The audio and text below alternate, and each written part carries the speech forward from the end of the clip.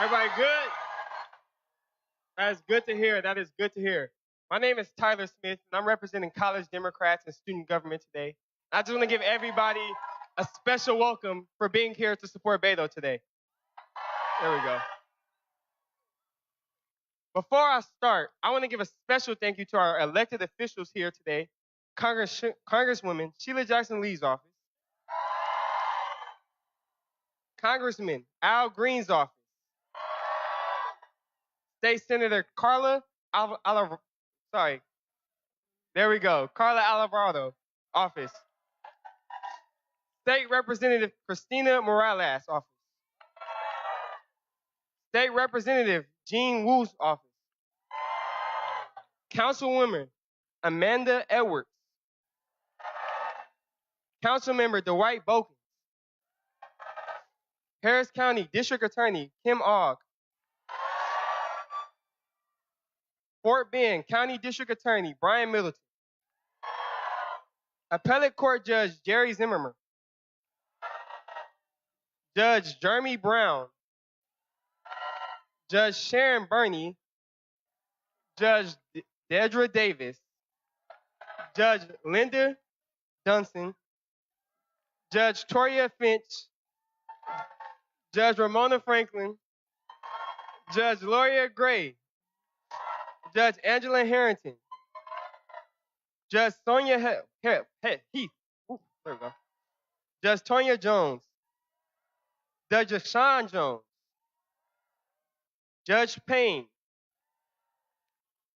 Judge Matthew, Judge Miller, Judge Tanner, and lastly, Judge Walker.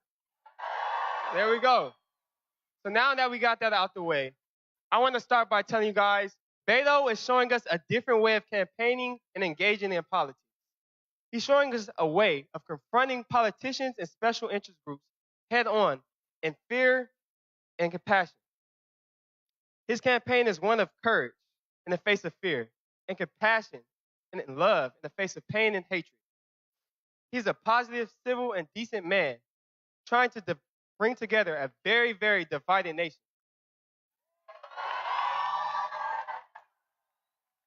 As we saw in 2018 in Texas and around the nation, young people across the world got to see the long way Beto came, and he's still going.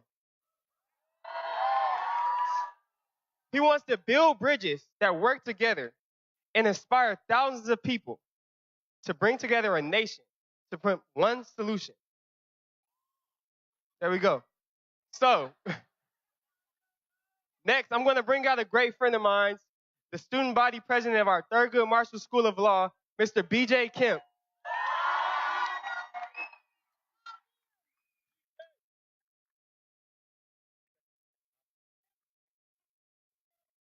Great job, Tyler. Great job, Tyler. Let me hear you make some noise. I can't hear you up here. When I say Beto, you say O'Rourke. Beto. Now, when I say Beto, you say for America. Beto. Beto. Beto.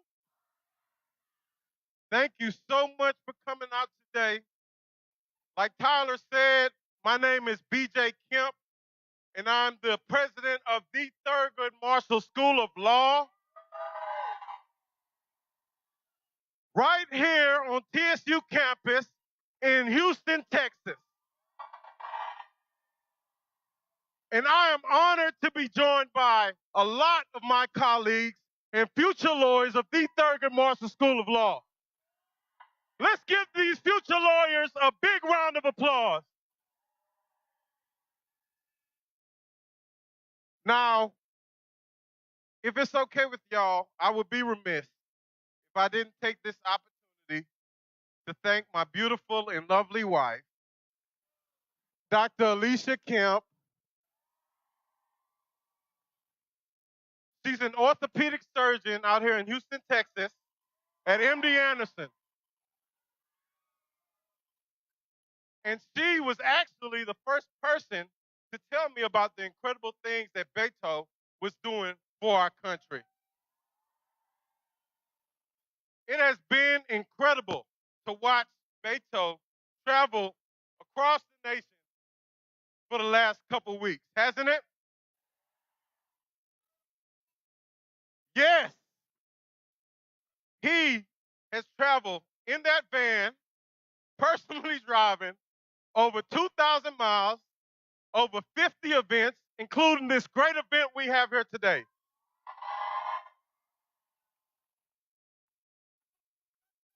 Yes, and he's employing a strategy, an ancient strategy that I would say is similar to something my grandmother told me a long time ago. She said, BJ, God gave you two ears and one mouth for a reason. You need to listen more than you speak. And that is what Beto is all about. Not only does he answer questions, but he asks questions. Yes, and he's coming. Trust me, I seen him just a little while ago. But no vote or voter will be taken for granted. And that is not the case with most politicians nowadays. They just want to hear themselves talk about being great and hear their great ideas. But that is not the case with Beto. Right? Right? Right. Because he wants, not only does he listen, he loves our nation. He serves our community. Right? And he did so in Texas. And with our help and our support, he will do so for our nation. So when I say Beto, you say for America. Beto! I cannot hear you. Beto! Beto! Thank you so much. Give it up for Mr. BJ Kim. Mr. BJ Kim, everybody. Next, I want you guys to make a lot of noise for this young motivational and author, a motivational speaker, Mr. Bailey Moore, who will be singing the Pledge of Allegiance.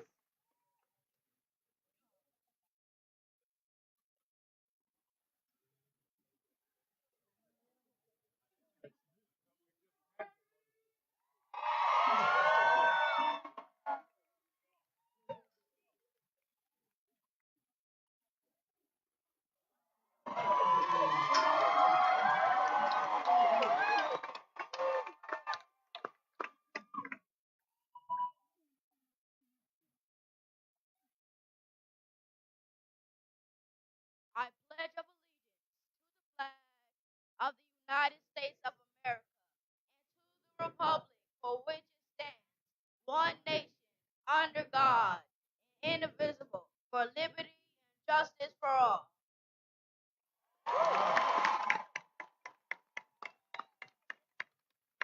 Woo. Give it up for Mr. Bailey Moore. So are you guys having fun today? Have you been having fun today? Yeah, that's not enough noise. Let's see what side can be the loudest for Beto. So if this side loves Beto, let me hear some noise from this side. There we go. Okay, what about the middle? If the middle loves Beto, let's hear some noise from the middle. That was good, but I think this side can top that. If this side loves Beto, let me hear some noise. What about y'all? Can y'all top that? Can y'all top that? So if y'all can top that and y'all love Beto, let me hear some noise. There we go. I want to thank everybody for coming out today. We're getting ready for a choir to come out and sing for you guys. But we're going to wait. Man,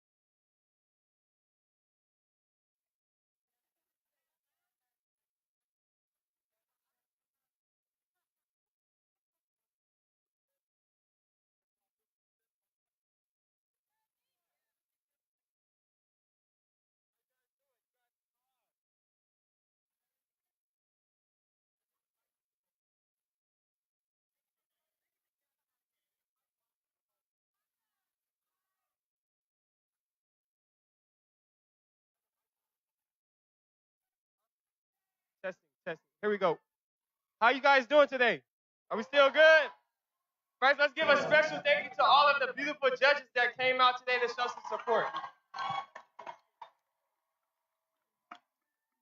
Next, I want to bring to the stage a great friend of mine from Thurgood Marshall School of Law, Mr. Mauricio Garcia from the Rio Grande Valley. Buenas tardes, ¿cómo estamos? Aquí estamos, la comunidad hispana apoyando a Beto. ¿Cuánta gente hispana hay aquí? Nosotros los hispanos apoyamos a Beto porque nosotros sabemos, primeramente, cómo nos afectan las pólizas de los Estados Unidos. Nosotros, yo soy del Valle, del Valle de Texas. Tenemos a gente del Valle. Dele, no manchen, se escuchan bien aburridos. Tenemos a la gente del Valle. Ahorita en un ratito va a salir Beto. Queremos que todos estén de lo más emocionados por él. Y queremos, y bueno, creo que ya me están corriendo, pero bueno, ¡viva Beto! Thank you, thank you. So next, we have the choir, Imani School Choir, coming to the stage to sing for you guys.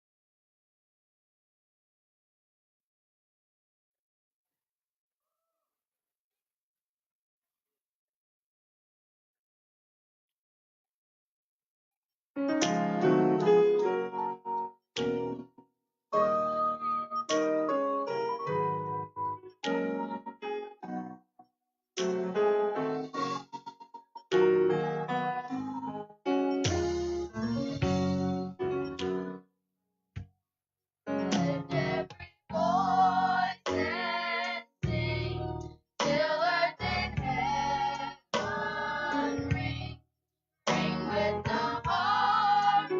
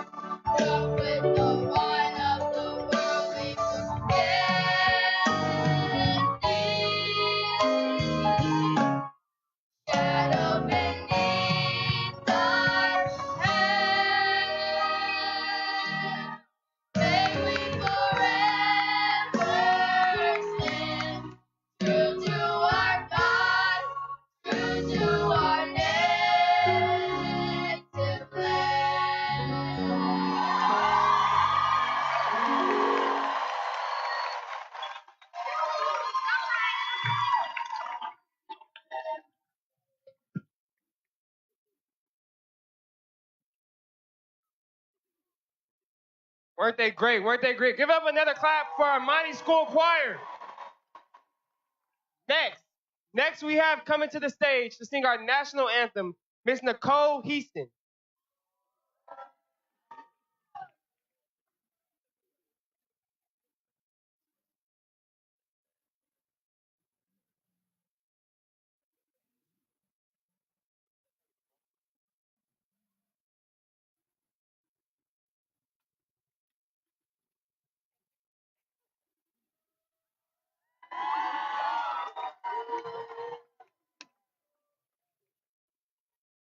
Oh, say, can you see by the dawn's early light what so proudly we hailed at the twilight's last gleaming, whose broad stripes and bright stars through the perilous fight o'er the ramparts we watched were so gallantly streaming, and the rockets ring clear, the bombs bursting in air gave proof through the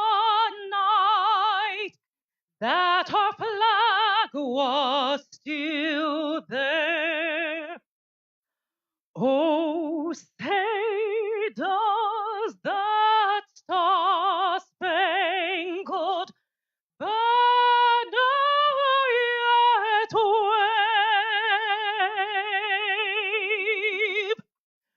o'er the land of the free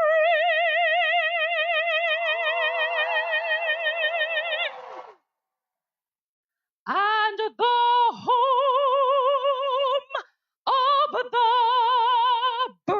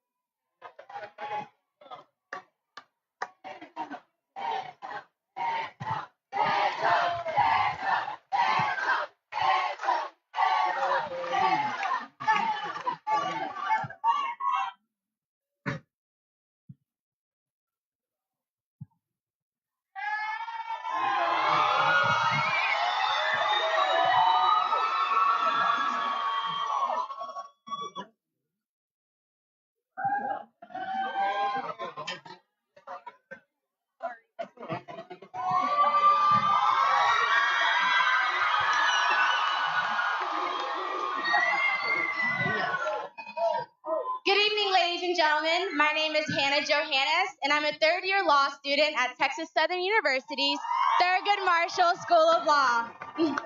Thank you. And I serve as the secretary of the Student Bar Association. This is a very special moment for me, as I grew up right here in Third Ward, Texas. Furthermore, this is special because my father is an Eritrean immigrant who came to America for a better future. And because this country was so welcoming of him, he did just that. He was able to meet my beautiful mother and have 2 kids, and now I am able to stand here in front of you as a future attorney and welcome our 2020 presidential candidate.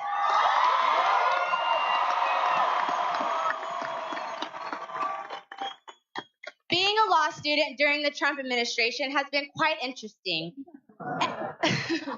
Every day we study the wisdom of America's great legal scholars who talk about things like the rule of law and the idea that no one, not even our elected officials, are above the law.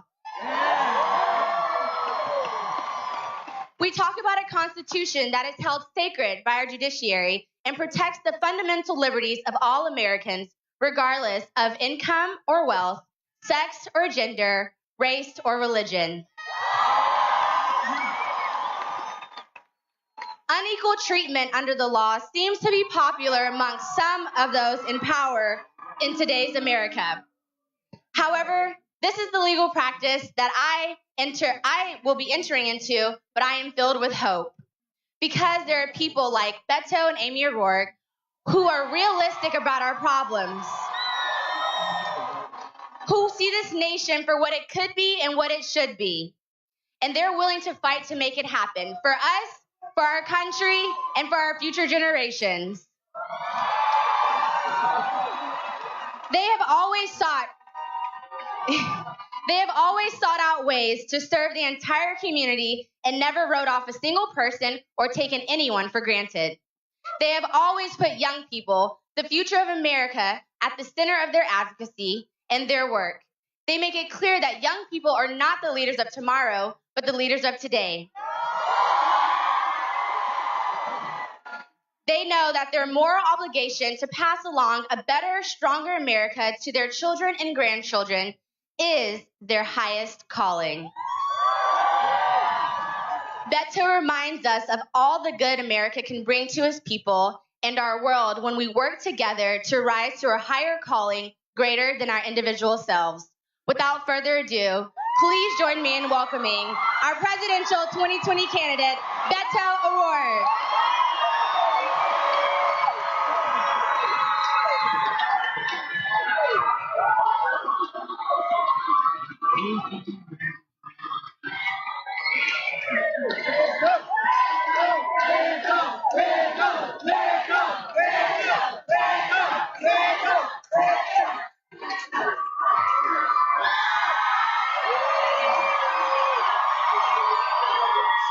Thank you very much.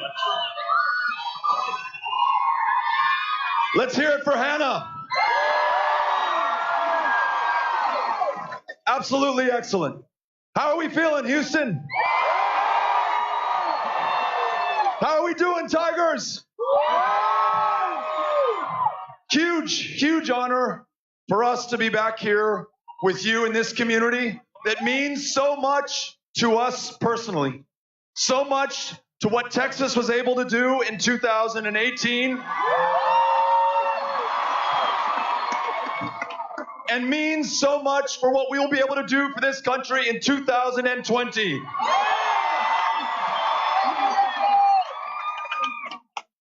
It's an honor to be introduced by Hannah, somebody who's attending the Thurgood Marshall School of Law. And I want to tell you a story from my hometown of El Paso, Texas. I wasn't expecting so many people from El Paso, Texas, but thank you for being here. You may or may not know the name Thelma White. She graduated from Douglas High School, the all-black public high school in El Paso, Texas, in 1954, because it was the only high school that she was allowed to attend in El Paso in 1954. She had the audacity and the courage to try to enroll at Texas Western College, and because of her race, she was denied entry to that publicly funded institution of higher education. So she enlisted the help of a little-known attorney named Thurgood Marshall. And they took that case to the federal bench of R.E. Thomason, and not only did her courage in that case and Thurgood Marshall integrate higher education in Texas, it struck down the segregation clause in our Constitution.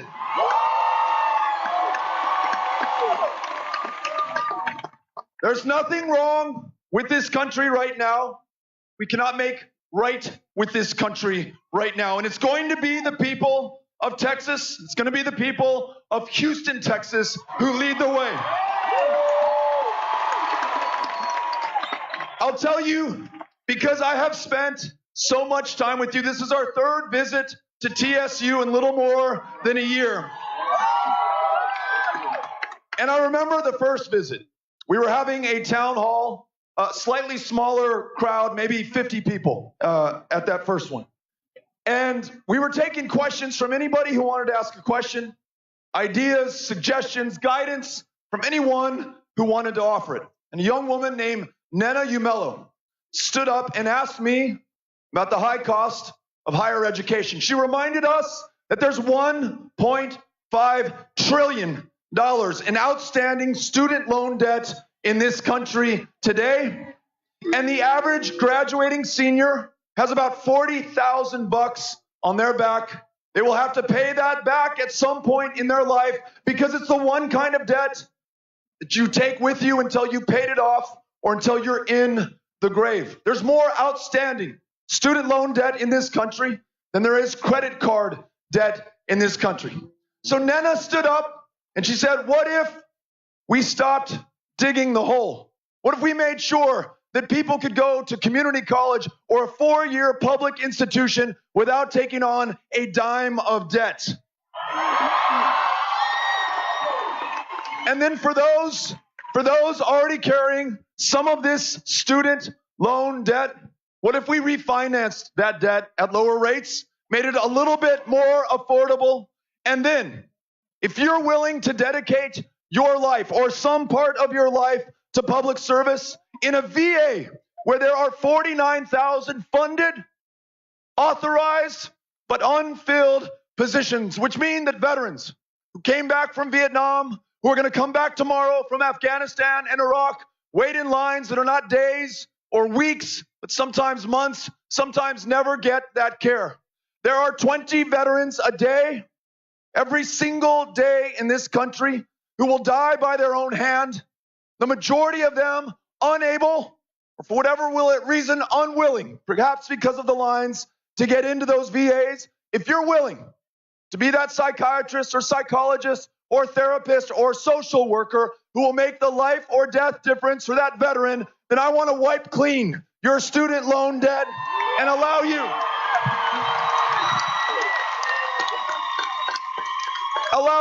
to live to your full potential. Just as I was coming in, I saw Rhonda Hart and her son Tyler. Where is Rhonda? Right over here in the Cape. I remember not too long to those horrific shootings at Santa Fe High School, meeting Rhonda, her father, her son Tyler. They just lost Kimberly, killed in that shooting. I met the Curry family, whose daughter, when asked on the day of that shooting whether she was surprised that a gunman came into that school and opened fire on her fellow students, she said, no, I wasn't surprised. I expected that it would happen sooner or later. I met Bree, I met Marcel, and all of them brought solutions to the table. They reminded me, as those moms who demand action remind me, that in those states that have adopted universal background checks, we've seen a 50% reduction in gun violence. Let's adopt them in every single state in this country for everyone. And then let's ensure that weapons designed, engineered, sold to the United States military with the sole purpose of killing people as effectively, as efficiently, and as great a number as possible are kept on the battlefield and are no longer sold into our communities.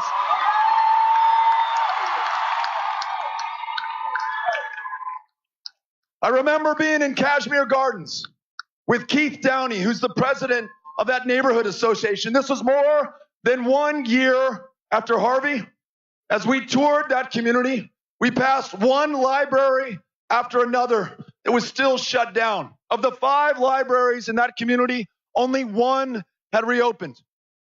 And on almost every other utility pole, we saw these yellow signs saying, sell your home.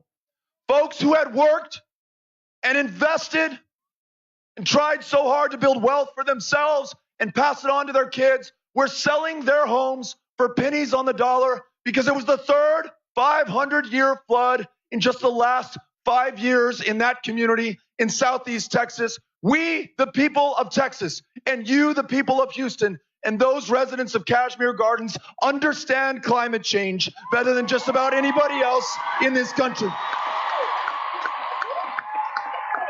And Keith said something to me that day that has stuck with me ever since. He said, long before Harvey, a storm hit this neighborhood. He said, try being able to find a healthy meal in walking distance from any one of these homes. Beto, I want you to see how many check cashing places and payday lenders there are, and how few places to get a healthy meal or put a nutritious meal in front of your kid. As we were passing Kashmir Elementary, I had to assume, given what he had told me about the neighborhood, this had to be a school that was really struggling. And he said, no, in fact, this is the bright spot in Kashmir Gardens. There are kids who do not have a home, will be sleeping on a different couch every single night of this week. In fact, there's a kid being raised by his grandmother in the back of his car. It's parked in front of the home that they used to have that no longer exists. But when that kid walks in to Kashmir Elementary, there is a teacher there with a smile on her face, welcoming him in, making him feel like he's in the right place. There are wraparound mental health care, primary health care services for those kids. We understand that for him to be able to live to his full potential, we have to make an investment in him now. And you in Houston have taught me the importance of investing in public education. You have warned me that nearly half of the public educators in this state, that's the school bus drivers, the cafeteria workers, the custodians, those who are the nurses and social workers and librarians, and yes, the instructors in front of those kids, on average are working 2 or 3 jobs in this state right now. I want you to just have one job. I want you to have every minute of every day focused on those children before you, unlocking their lifelong love of learning. When we do that, there's no stopping those kids, and there is no stopping this country. You've also shared with me that we have a schoolhouse to jailhouse pipeline in this country. And it begins not in high school, as I might have imagined. It begins at 5 years old in kindergarten, where a child of color is 5 times as likely to be disciplined or suspended or expelled as a white child in the same classroom. So if we really want to address this, let's do 2 things. Because in that kindergarten classroom on the first day, there are some kids who are already 10 months back in reading apprehension, 12 months back in math. Let's start universally every child's education at pre-K without exception. And then let's recruit more teachers who look like the students before them in those classrooms.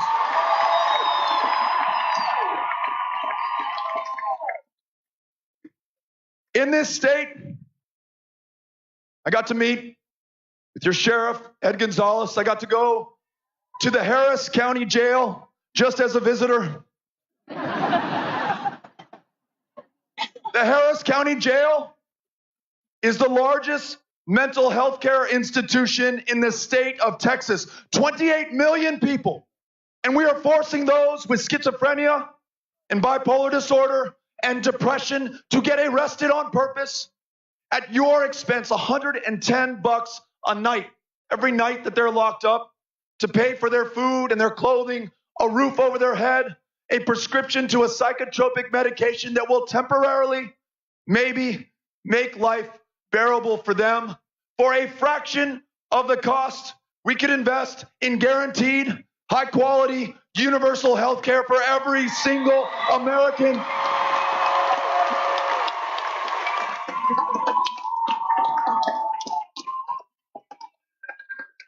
And we can ensure that universal means in a country that is losing too many people to diabetes, to the flu, to curable cancers in the year 2019, in a country where we are at the epicenter of a maternal mortality crisis 3 times as deadly for women of color. Universal health care means every single one of us sees a primary care provider. Universal health care means every one of us can get mental health care help. And universal health care means every woman makes her own decisions about her own body.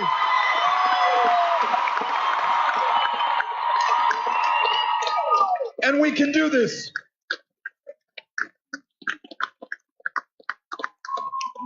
In an economy where right now one job is not enough, and it's not just those educators.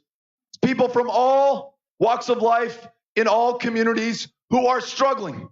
When I talk about those kids who are 10 and 12 months back in reading and math apprehension, it might be because their mothers are working 2 and 3 jobs and do not have the time to read to their kids before the first night of school or any night of school for that matter. We must not only wage the fight for $15 an hour, we must win that fight.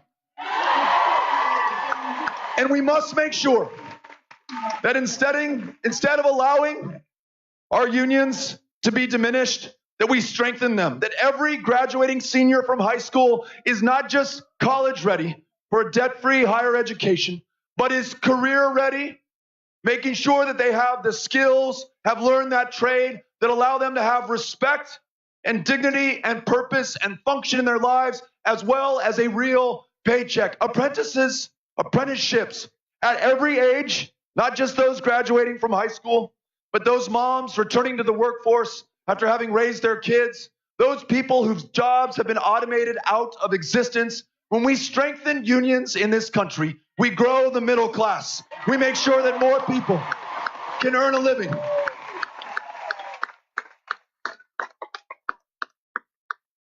And if we are serious about this idea of justice for all in the United States of America, in a country that holds itself out as being founded on the premise that we were all created equal to equal opportunity in this country, let's make sure that we look squarely in the face the largest prison population per capita on the planet today, one disproportionately comprised of African Americans, Mexican Americans, and people of color. So many there for nonviolent drug crimes. And though we know that Americans of all races use illegal drugs at the same rate, only some are more likely than others to be arrested, to do time, to be forced to check a box on every employment application form, making it less likely that they're going to get that job. Only some will now be denied federally backed student loans, making it nearly impossible for them to improve themselves through higher education. There's a few things that we've got to do. One, end the prohibition on marijuana. No one should be doing time. 2, for every one of our fellow Americans arrested for possession of a substance that is legal in more than half the states of the union, expunge their records. Make sure that they can move ahead in their lives. And then Houston, we're going to follow your lead. Let's end cash bail. Let's end for-profit prisons. And let us once and for all end the war on drugs.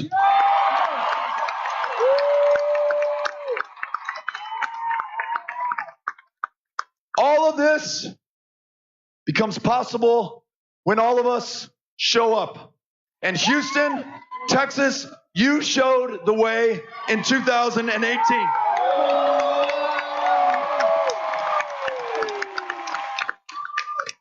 Before that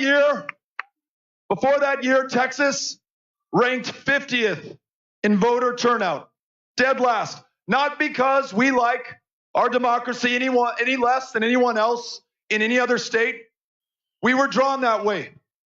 Our state legislature drew people out of a congressional district solely based on their race, their country of national origin. We really did this. We made sure that some people's votes counted for less than others, and predictably, fewer people showed up. We instituted voter ID laws that were on their face racist and sought to keep people out.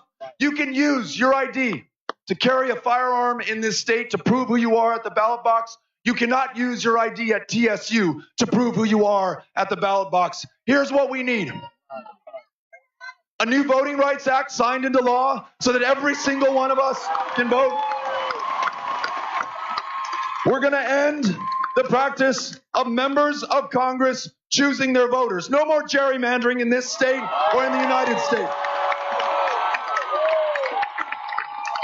We're going to get big, unaccountable money out of our politics. No PACs, no corporations, no special interests, all people. And we will institute same-day voter registration and automatic voter registration for every single American.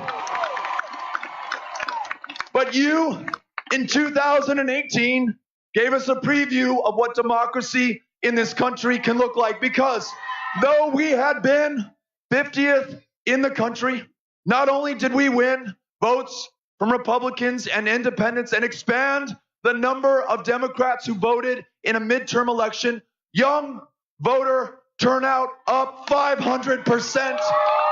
You made it happen.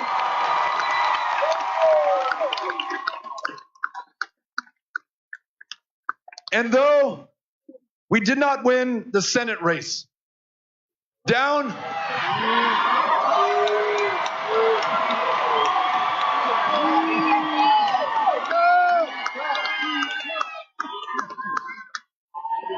I'll tell you what.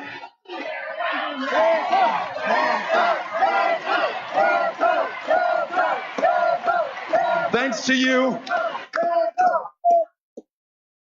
there are 2 seats in the United States House of Representatives long held by Republicans, thought to be too safely red for any Democrat to compete. But today, Lizzie Panel Fletcher sits in one of those, and Colin Allred sits in the other.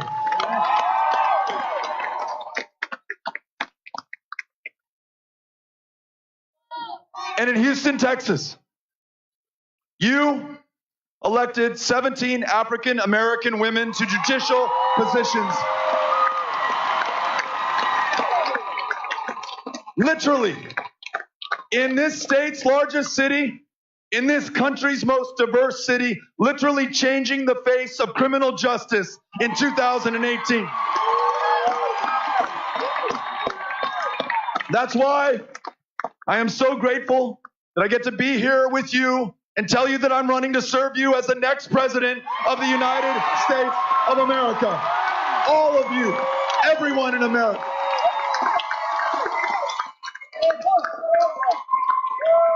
Absolutely. We're going to make sure that we meet every single one of our aspirations, not by half measure and not by half the country. It won't be Democrats versus Republicans, big cities versus small towns. At this very divided, highly polarized, hyper-partisan moment, what this country needs is for us to come together, whatever our differences, wherever you live, whoever you love, to whomever you pray, and for whoever you voted in the last election. That cannot define us. Let's agree. Let's agree that before we are anything else, we are Americans first. If we run this campaign in this way,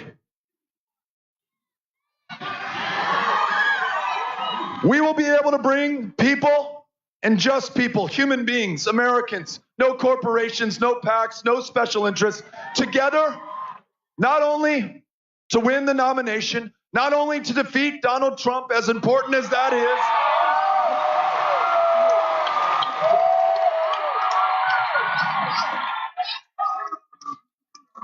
but we will bring this country together to achieve every single one of our aspirations. We will no longer be known by our fear and by our divisions. Instead, we will distinguish ourselves by our aspirations, our ambitions, the resolve, the determination, the creativity, the service, and sacrifice that will allow us to accomplish them. Are you with me on this? Are you in for the fight?